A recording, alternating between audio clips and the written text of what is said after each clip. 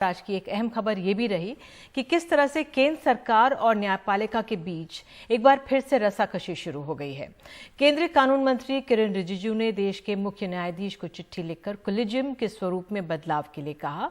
इसमें सरकार के प्रतिनिधि शामिल करने की बात है, जिससे पारदर्शिता और लोगों के प्रति जवाबदेही आएगी, ऐसा कहा है। लेकिन इससे केंद्र और सुप्रीम कोर्ट के बीच टकराव की एक नई जमीन बन गई है और विपक्ष सरकार पर हमलावर हो गया है। मेरे मन में तो कोई शंका नहीं है। बीते हफ्ते विधानसभा अध्यक्षों की बैठक में उपराष्ट्रपति जगदीप धनखड़ और लोकसभा स्पीकर ओम बिरला ने न्यायालय को उसकी सीमाओं की याद दिलाई और अब कानून मंत्री किरेन रिजिजू ने मुख्य न्यायाधीश DY चंद्रचूड़ को चिट्ठी लिख दी है। निशाने पर फिर कॉलेजियम है। रिजिजू ने लिखा है, कॉलेजियम प्रणाली में सरकार के प्रतिनिधि भी शामिल किया जाए। सुप्रीम कोर्ट कॉलेजियम प्रणाली में केंद्र के प्रतिनिधि हों और हाई कोर्ट के कॉलेजियम प्रणाली में राज्यों के प्रतिनिधि हों। रिजिजू ने इसे पारदर्शिता और सामूहिक जवाबदेही के लिहाज से अहम बताया है। हालांकि कॉलेजियम के सूत्रों का कहना है कि ये पिछले दरवाजे से NJC को लाने की कोशिश है। सुप्रीम कोर्ट बार एसोसिएशन भी इससे सहमत नहीं है। ये जो कह रहे हैं, ये कह रहे हैं कॉलेजियम भी बदल जाना चाहिए। जजमेंट में MOP में कहीं भी ये डिस्कशन नहीं है कि MOP बनाने में कॉलेजियम भी बदल जाए।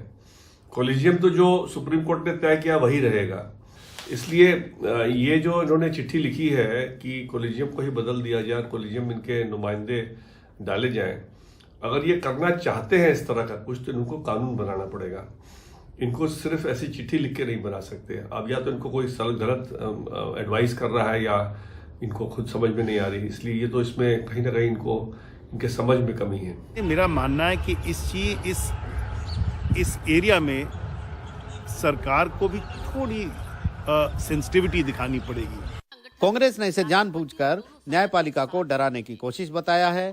जयराम रमेश ने ट्वीट किया है, उपराष्ट्रपति हमला करते हैं, कानून मंत्री हमला करते हैं, ये सब न्यायपालिका के साथ सोच समझकर मोल लिया गया टकराव है ताकि उसे डराया जा सके और फिर पूरी तरह उस पर काबिज हुआ जा सके।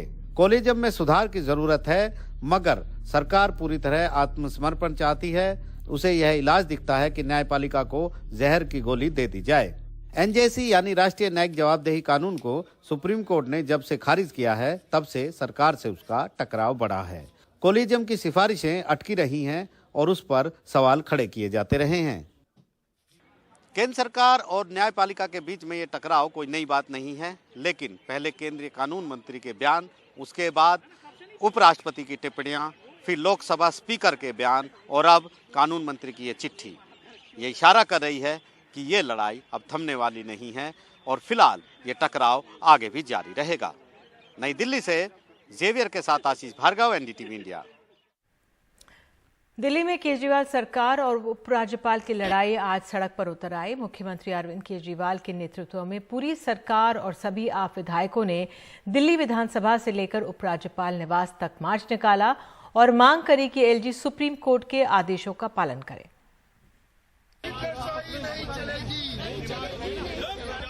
दिल्ली के मुख्यमंत्री अरविंद केजरीवाल सोमवार को अपने सभी मंत्रियों और विधायकों को लेकर हाथों में प्लेकार्ड लिए मार्च करते हुए चल दिए उपराज्यपाल से मिलने। केजरीवाल का कहना है कि LG 2018 के सुप्रीम कोर्ट के आदेशों को नहीं मान रहे, तानाशाही कर रहे हैं। दिल्ली के LG के पास स्वतंत्र रूप से कोई भी निर्णय लेने का अधिकार नहीं है। सुप्रीम कोर्ट को पता था एक बार लिखने से नहीं मानेंगे LG, तो उन्होंने 2 बार लिखा को इसमें। दूसरा, पैरा नंबर 275 में इसी आदेश में लिखा, there is no independent authority vested in lieutenant governor to take decisions.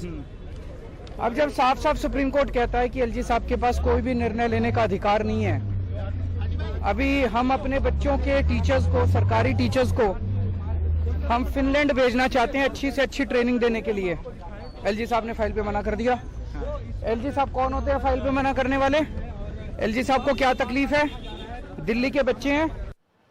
वैसे तो इन दिनों बहुत से मुद्दों पर केजरीवाल सरकार और उपराज्यपाल के बीच इन दिनों खींचतान चल रही है, लेकिन सोमवार को खासतौर से दिल्ली के सरकारी स्कूल टीचर्स की फिनलैंड में ट्रेनिंग के मामले को लेकर केजरीवाल सरकार ने LG को घेरने की कोशिश की। राज्यपाल को बताना पड़ेगा ना कि भाई वो टीचर्स की ट्रेनिंग के खिलाफ क्यों है। टीचर्स को नेशनल इंटरनेशनल लेवल की क्वालिटी ट्रेनिंग दिलाना चुनी हुई सरकार की जिम्मेदारी है। और अगर हम चाहते हैं कि दिल्ली के बच्चों को अच्छी शिक्षा मिले, दिल्ली के टीचर्स को अच्छी ट्रेनिंग मिले, तो इसमें एलजी साहब को आपत्ति क्या है? 1000 टीचर्स की हम पहले भी ट्रेनिंग करा चुके हैं। केजरीवाल सरकार का कहना है कि उपराज्यपाल ने शिक्षकों को ट्रेनिंग के लिए फिनलैंड जाने से रोक दिया है। उपराज्यपाल का कहना है कि प्रस्ताव खारिज नहीं किया गया है, लेकिन योजना की कॉस्ट बेनिफिट एनालिसिस कराने और विदेश की जगह देश में ही ट्रेनिंग कराने के विकल्प तलाशने की सलाह दी है। केजरीवाल सरकार का कहना है कि योजना रोकने के लिए ये सरकारी तरीके हैं। अगर ऐसा नहीं है तो लिख दें कि शिक्षकों के ट्रेनिंग प्रोग्राम पर उनको कोई आपत्ति नहीं। दिल्ली के सरकारी स्कूलों के टीचर्स को फिनलैंड में ट्रेनिंग के लिए भेजे जाने का प्रस्ताव उपराज्यपाल ने खारिज तो नहीं किया है, लेकिन दिल्ली में इन दिनों जिस तरह की गवर्नेंस चल रही है उसमें उपराज्यपाल की सलाह भी आदेश की तरह ही ली जाती है। इसलिए यह तय है कि जब तक उपराज्यपाल इस प्रस्ताव को अपनी मंजूरी नहीं देंगे तब तक टीचर्स ट्रेनिंग के लिए फिनलैंड नहीं जा सकते। दिल्ली से मैं शरद शर्मा, एनडीटीवी इंडिया। और कर्नाटक में कांग्रेस की हाथ से हाथ जोड़ो यात्रा हुई। कांग्रेस महासचिव प्रियंका गांधी ने वहां जल्द होने वाले विधानसभा चुनावों के बाद अगर सरकार बनती है तो हर घर में एक महिला को 2000 रुपए हर महीने पेंशन का वादा किया है। हिमाचल में जीत के बाद कांग्रेस यहां पर अभी से ही प्रचार में जुट गई है। आपको बता दें, कर्नाटक में ताजा आंकड़ों के मुताबिक 5 करोड़ 5 लाख वोटर हैं, जिनमें करीब 2.5 करोड़ के करीब बता दें आपको महिलाएं हैं। तो यहां पर 200 यूनिट मुफ्त बिजली के बाद अब 2000 रुपए हर घर में एक महिला का पेंशन का वादा कांग्रेस पार्टी यहां पर कर रही है।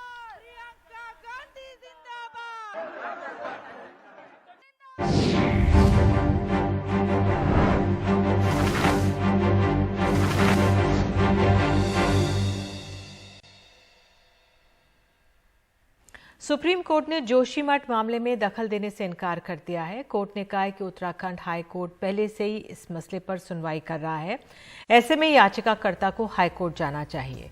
सुप्रीम कोर्ट ने यह भी कहा कि याचिकाकर्ता ने जो मांग रखी है उस पर हाई कोर्ट सुनवाई कर रहा है और कार्रवाई को ओवरलैप की जरूरत नहीं है। याचिकाकर्ता पुनर्वास और मुआवजे की मांग हाई कोर्ट में रखे और इसे राष्ट्रीय आपदा घोषित करने की मांग इस याचिकाकर्ता ने की थी।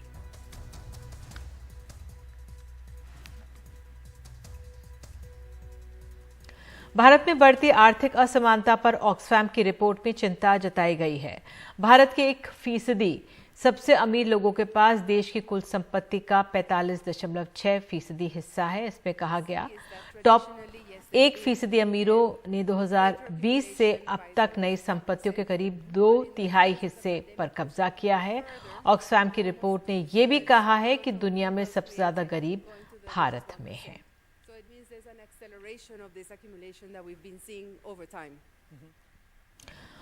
और अब बात प्रदूषण की। दुनिया के 5 सबसे प्रदूषित शहरों में मुंबई शामिल हो गया है। पाकिस्तान का लाहौर पहले नंबर पर है, दिल्ली दूसरे और बांग्लादेश का ढाका तीसरे नंबर पर है।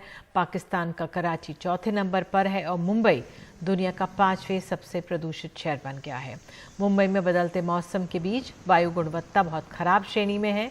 दिसंबर से लगातार बिगड़ी हवा बच्चों के स्वास्थ्य पर भी असर इसका पड़ रहा है।